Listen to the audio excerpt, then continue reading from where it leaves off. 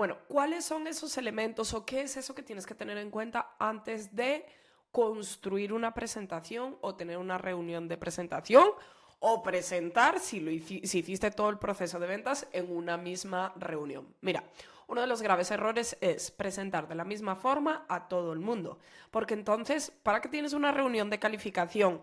Para entender muy bien la situación, los retos, las situaciones, los deseos que tiene la persona o la empresa que tienes al frente, si a todos les vas a presentar lo mismo.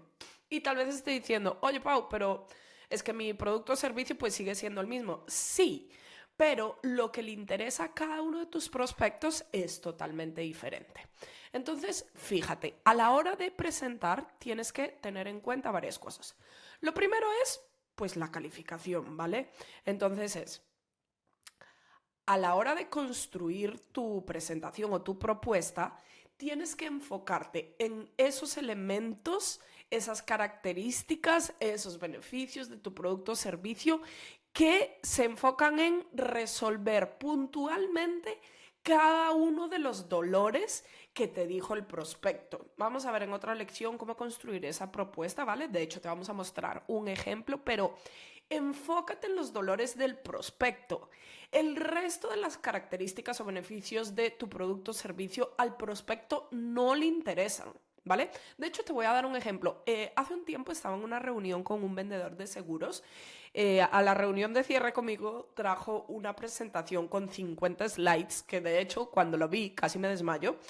Y realmente yo quería ver dos cosas muy puntuales. El resto no me interesaba. De hecho, la reunión me pareció tan aburrida que dije como, ay, es que no sé si quiero esto, ¿vale?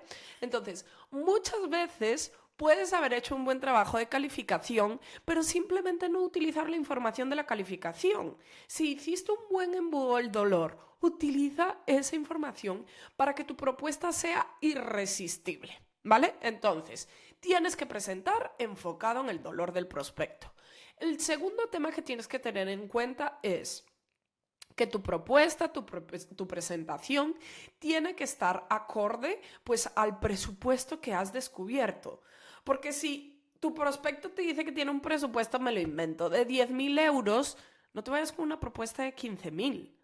O sea, eso es como más o menos casi como que destinar el fracaso de tu propuesta, ¿sí? Entonces, tiene que estar adaptado al presupuesto que ya averiguaste.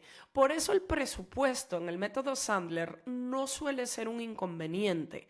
¿Por qué? Porque ya se habló de él, ya se negoció, es algo que ya se resolvió.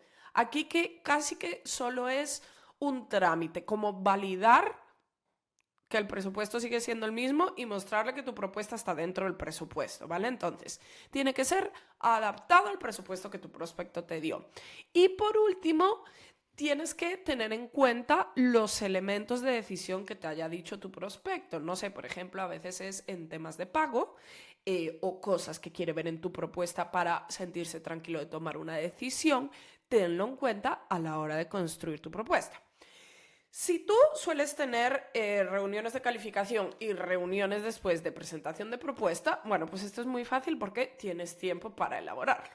Pero si haces todo en una sola reunión, es decir, calificas y cierras, pues nada, ten la habilidad y rapidez de construir estas propuestas, pero que sean a la medida. No le presentes a todo el mundo lo mismo, ¿vale? Bueno, entonces, esto es lo primero, básicamente. Si te esforzaste calificando, esa información es la que va a hacer la magia, es la que va a hacer que el prospecto sienta que la propuesta es la que él ha soñado o ella ha soñado, la que está como a la medida de su reto, problema o deseo, de su capacidad de inversión y de cómo toma las decisiones. Por otro lado, ¿qué otras cosas tienes que tener en cuenta para construir esa propuesta? Lo primero es DISC. No es lo mismo una presentación o propuesta para un dominante que para un influenciador, que para un estabilizador, que para un analítico.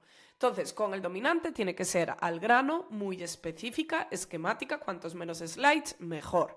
Para el influenciador, pues no pongas muchos detalles, enfócate en cosas positivas. De hecho, hasta puede ser que no la necesites tanto porque los influenciadores pues no se fijan tanto en cosas esquemáticas. El estabilizador quiere un paso a paso, quiere conocer el proceso. Y por último, el analítico, lo mismo, datos, hechos, resultados de otras personas o otras empresas, mucho más específica.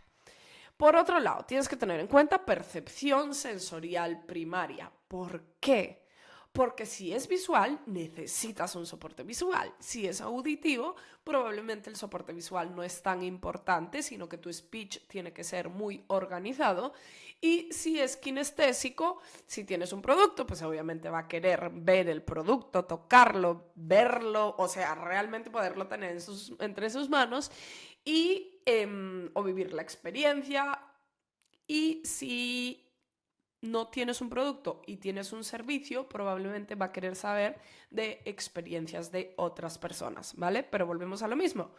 Y mira que si tú vendes a compañías, vas a tener que jugar con DISC y percepción sensorial primaria y hacer una propuesta que encaje como con casi todo, porque si el equipo de decisión son varias personas, pues seguramente vas a tener visuales, auditivos, kinestésicos y distintos estilos de DISC. Por otro lado, tienes que tener en cuenta el qué. El qué es básicamente lo que vimos aquí arriba, es decir, la calificación, cuáles son los dolores, presupuesto y la decisión. Y por último, aquí sí puede ser un poquito vendedor tradicional. ¿A qué me refiero? Trata de que la propuesta sea lo más wow, increíble, espectacular, puede ser entusiasta, bueno, para deslumbrar, llamar la atención, o sea, como sorprender realmente a tu prospecto y que diga, sí, definitivamente esto es lo que yo necesito. Por último, algo súper importante, las presentaciones. ¿Se presentan o simplemente se envía una propuesta? Mira, las presentaciones se presentan. Hemos visto en módulos o lecciones anteriores que una de las formas de construir o generar confianza es compartir tiempo con el prospecto. Entonces, en la medida que tengas más reuniones con ellos, más se va a ir construyendo esa relación. Ese es uno de los motivos. La otra es, nadie puede presentar tu propuesta igual de bien que tú. Si la envías por un email, pues definitivamente no hay esa explicación realmente de la propuesta. Puede ser además que a la hora de revisarla, si la envíes, pues no le dedique el tiempo necesario en ver cada uno de los detalles, sino que simplemente se vaya a ver un poco características por encima y precio. Entonces, por favor, las propuestas, las presentaciones no se envían. Las presentaciones se presentan. ¿Por qué? Porque tu propuesta o presentación es tu propuesta de matrimonio, de cásate conmigo. Entonces, imagínate que le vas a proponer matrimonio a alguien y le envías un email con la propuesta de matrimonio. ¿Cómo que no, verdad? Pues en ventas tampoco. Así que a presentar las propuestas en persona.